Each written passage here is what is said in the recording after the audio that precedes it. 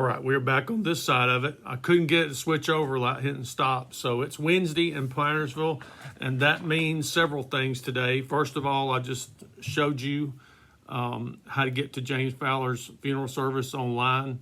So I hope that was clear, and you'll find a way to do that. Second of all, today it means that it is prayer meeting time tonight on Wednesday night at 6 o'clock, and I'm going to issue you a challenge. I love you.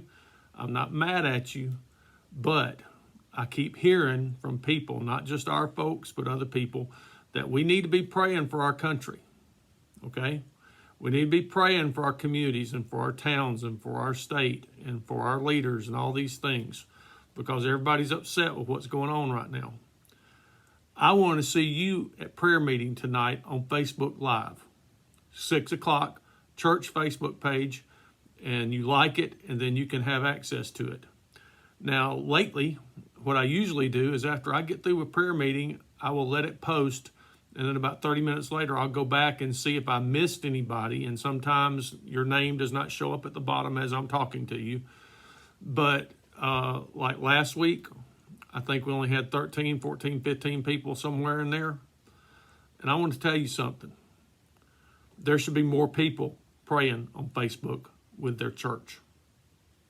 And I know you got other things going on. You have supper and you have things like that. But let me tell you something. If you're that concerned about praying for your nation, you need to be praying with your church folks. And right now, that's the best way you can do it. And I've heard everything. Pastor, I can pray anytime. I know that. And that's good. Oh, Pastor, I can pray any place. I don't have to be there. I know that. But I want to tell you something. We're in unprecedented moments right now. And if you want to pray with your church and you're so concerned, then you need to do it. And you need to stop what you're doing at 6 o'clock tonight and come pray with us. It's vitally important. I think God would be pleased with you if you did that. Not that you're not praying some other time, but pray with your folks. Pray with your friends and your family.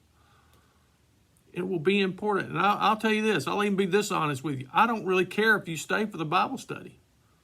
I'd rather you pray than anything.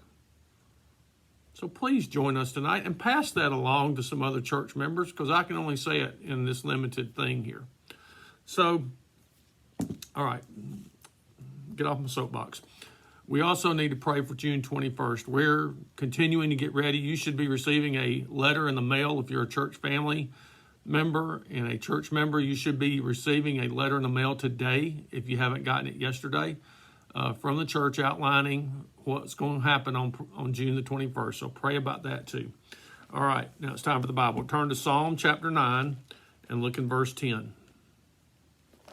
Psalm chapter 9, verse 10.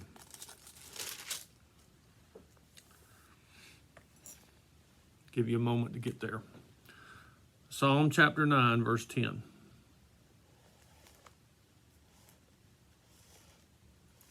Because the message is really simple right now.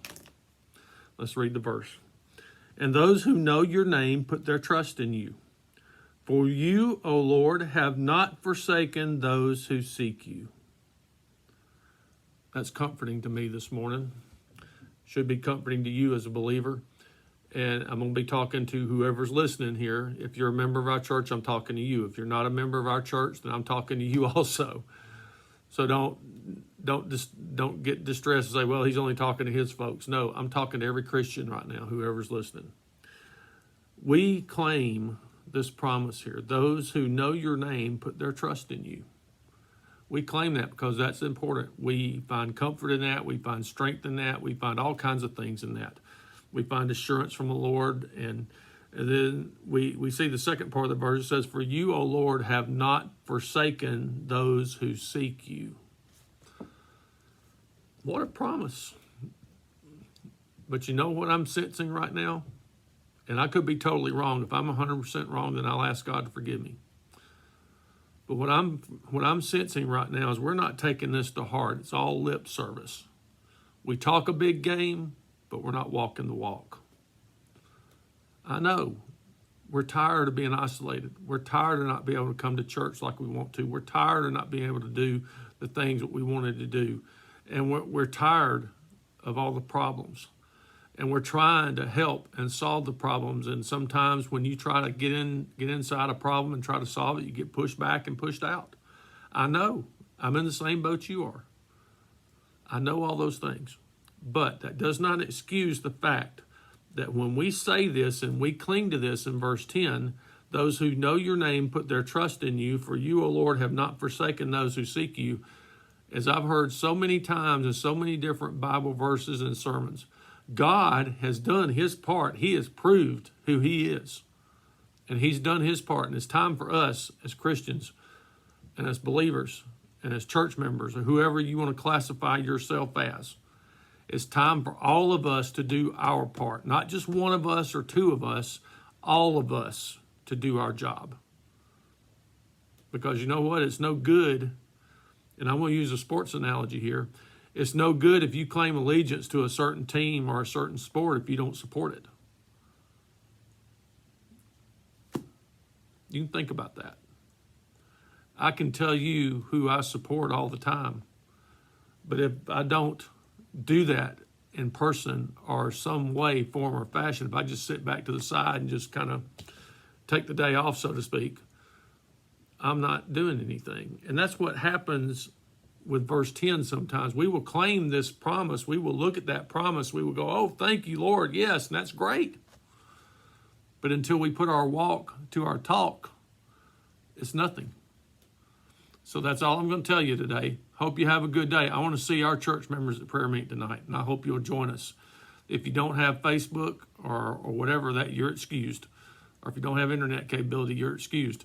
But for those of you that do, I expect to see you tonight, and I hope I will. Y'all have a good day. Pray for the Fowlers this afternoon, and I'll be doing the funeral. And I pray God's going to bless that moment, and they'll have comfort, and they'll find grace and find mercy at the feet of the Lord. And they will know that you are watching and that you are supporting them in prayer also. So have a good day. We will see you later.